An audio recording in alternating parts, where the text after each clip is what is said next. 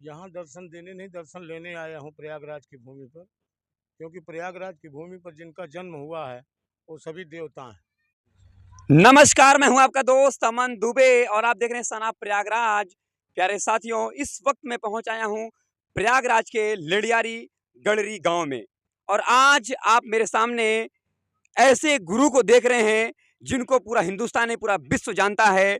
जगत गुरु यज्ञ सम्राट के नाम से जाने जाते हैं, जिनका नाम है, जिनको उपाधि मिली है त्रिपुरा पीठाधीश्वर परम पूज्य गुरुदेव 1108 श्री प्रसिद्ध गुरुदेव भगवान जी का आज इस प्रांगण में आगमन हुआ है। और ये हम सभी का सौभाग्य है, हम सभी ग्रामवासियों का सौभाग्य है कि ऐसे महान गुरु का आशीर्वाद हम सभी ग्रामवासियों को मिल रहा है। आइए चलते हैं गुरुदेव भगवान की तरफ, क्योंकि जहां पर मैं जिस प्रांगण में पहुंचा हूं यहां पर चल रहा है 21 कुंडी महायज्ञ और साथ ही श्रीमद् भागवत कथा का दिव्य और भव्य आयोजन। इसके जो आयोजक करता है पंडित कमला प्रसाद तिवारी जी, जिन्हें आप सभी दर्शक ही प्यार से साधु जी कहते हैं। उन्होंने दो रत्न को जन्म दिया है, नाम भूपेंद्र तिवारी और अनिल तिवारी। आखिर कैसे एक गांव में चमका सितारा और चले आए स्वयं यज्ञ सम्राट। आइए चलते हैं उन्हीं के साथ, उन्हीं की जुबानी सुनते हैं इस महायज्ञ की कहानी। बहुत बहुत स्वागत है गुरुदेव भगवान आपका। बहुत बहुत धन्यवाद आपको भी। और विशेष रूप से आपने कहा यज्ञ कर्म हमारा संकल्प है 108 महायज्ञ का भारत के सभी प्रदेशों में। उसी श्रृंखला में वापी यज्ञ हुई थी। वापी यज्ञ होने के बाद अथर्व ग्रुप के चेयरपर्सन भूपेंद्र त्रिपाठी से मुलाकात होती है। उसके बाद मैं टाइगर रिजर्व क्षेत्र में रहता हूँ, ऋषिकेश के आगे, वहाँ पहुँचते हैं। तो वहाँ ये तय होता है, इनकी श्रद्धा थी, भाव थे कि मैं गांव में एक यज्ञ कराना चाहता हूँ। तो मुझे भी बहुत अच्छा लगा। तो समयाभाव के कारण मैंने ये तो कह दिया कि ठीक है यज्ञ कराइए, एक दिन हम जरूर आएंगे। तो उन्होंने कहा एक दिन नहीं, आपको 7-8 दिन, वहाँ जितना दिन चलेगा उतना दिन रहना होगा, तब मैं यज्ञ कराऊंगा। तो हमको भी ये सीन खुशी हुई। और यहाँ हम लोग भी, सभी हमारी टीम जो भी है ब्राह्मणों की, सब बड़े उत्सुक थे कि वहाँ गाँव में चलेंगे।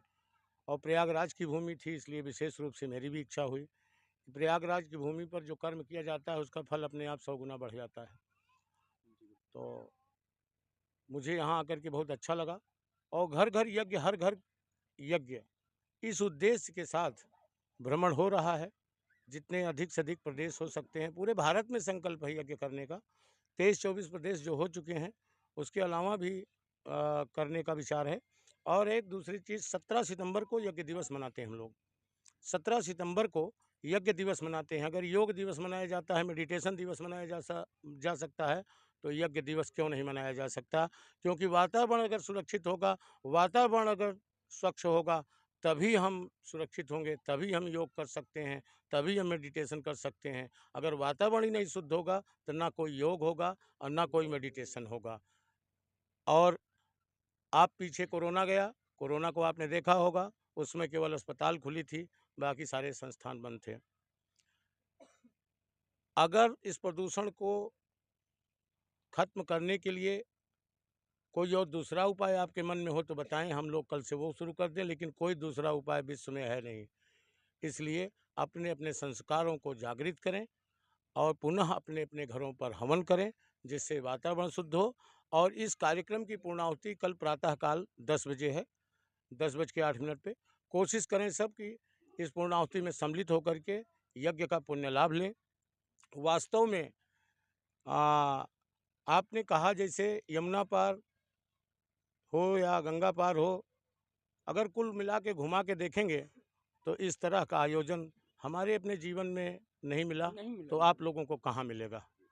कोई ये निश्चित रूप से सुपुत्र का दर्जा प्राप्त होता है। लोग पैसा कमाने के बाद 50 लाख, 30 लाख, 40 लाख और इस तरह से धर्म के लिए दान करना, जैसे हमको फॉर्चूनर दिया, वो हम काफिले में चलती है। अपने बहनोई को, जीजा को उन्होंने अभी गाड़ी भेंट की। और उनके पिताजी के गुरु हैं दयालु जी महाराज जो यहाँ भागवत कथा कर रहे थे, उनको भी एक गाड़ी भेंट की। तो इस तरह का दान करने का दिल बहुत कम लोगों में, कहीं कहीं कभी करोड़ों में कोई मिल जाता होगा तो मिल जाता होगा। तो इसी आधार पर जैसे आज धन तो कमा लेना आसान है, लेकिन धर्म के लिए धन खर्च करना बहुत कम लोग कर पाते हैं। और अगर दानवीर कर्ण भी कहा जाए तो कोई गलत नहीं होगा। क्या बात है। आपने महाभारत काल में दानवीर कर्ण को देखा होगा, लेकिन इस कलयुग में गड़री गांव में दानवीर कर्ण ने जन्म ले लिया है। यह सौभाग्य है कि परम पूज्य गुरुदेव भगवान के सानिध्य में रह करके हम सभी को इस महायज्ञ में सम्मिलित होने का मौका मिल रहा है। गुरुदेव भगवान, आप इस गांव में हैं और बहुत सारे श्रद्धालु, मैं ऐसा मानता हूं, जहां तक हम लोग देखते हैं कि 7 बजे के बाद लोग गांव से बाहर ही नहीं निकलते, लेकिन गुरुदेव भगवान आपकी ऐसी असीम कृपा कि लोग 10-10, 11-11 बजे रात तक हजारों की भीड़ में यहां पर खड़े हैं। गुरुदेव भगवान, आपके श्रद्धालुओं के लिए, आपके भक्तों के लिए कुछ आशीर्वाद वचन जिनसे उनका भी कल्याण हो जाए। सत्य परेशान होता है, पराजित नहीं होता है। ये तो गांव है, हम पहाड़ों के आदि हैं। पहाड़ों पर अगर हवन यज्ञ करते हैं तो वहाँ मानव भी आ जाते हैं और वहाँ वो जंगली जीव भी आ जाते हैं। और गांव की बात है तो गांव के लोग बहुत अच्छे हैं, श्रद्धालु हैं। और मैं समझता हूँ प्रयागराज की भूमि है, ये कहने की आवश्यकता नहीं कि यहाँ धर्म को बहुत अच्छी तरह जानते हैं सब। ये समझते हैं, यज्ञ कर्म को समझते हैं और यज्ञ कर्म के फल को भी समझते हैं और यज्ञ का महत्व भी भली भांति जानते हैं। अब जैसे आपके बीच में गंगा प्रसाद जी, प्रमुख जी मेजा, ये क्यों उपस्थित हुए? ये इसीलिए उपस्थित हुए कि इनको सुनने को मिला।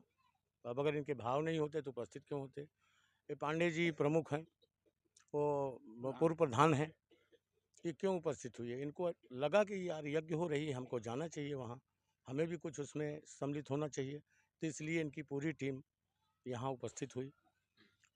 तो इसी तरह जो धार्मिक आत्माएं हैं वो अपने आप चुंबक की तरह खींची चली आएंगी, क्योंकि बाकी का काम प्रकृति का है, प्रकृति अपना काम करती है। और जो गाड़ी को बना के चलाता उसको मैकेनिक कहते हैं, और जो आदमी को बना के चलाता सुधार के उसको संत कहते हैं। क्या बात है। और ऐसे ही गुरु का आशीर्वाद हम सभी भक्तों को लगातार 7 दिन से लगातार मिल रहा है और लगातार मिलता चला जाएगा, क्योंकि आप सभी को उपाय भी बताने वाला हूं, क्योंकि आप सभी की इच्छा होती होगी कि काश मैं भी गुरुदेव भगवान के दर्शन को, काश मैं भी दर्शन कर लूं। तो चिंता मत करिए, आप सभी के उपाय है। आप सभी जाइए यूट्यूब चैनल पर यज्ञ पुत्र चैनल को सब्सक्राइब करिए। परम पूज्य गुरुदेव भगवान के साक्षात दर्शन आप उस चैनल पर करेंगे और वहां से आशीर्वाद आपको मिल जाएगा। हम सभी का सपना ही साकार हो गया। एक भाषा हूं, अरे का कई सपना वही साकार हो गई भैया, हमारा तो पूरे गांव जीवन धन्य हो गई। और गुरुदेव भगवान सच में आपके दर्शन से हम सभी का पूरा जीवन धन्य हो गया। कि सपना था कि कभी क्या आपके दर्शन होंगे, और सच में तिवारी सर को मैं कितना नतमस्तकों को प्रणाम करूं कि आज आपके बदौलत ऐसे गुरु का आशीर्वाद मिल रहा है, जिससे जन कल्याण हो रहा है और हम सभी का भाग्य उदय हो रहा है। बोलो गुरुदेव भगवान की।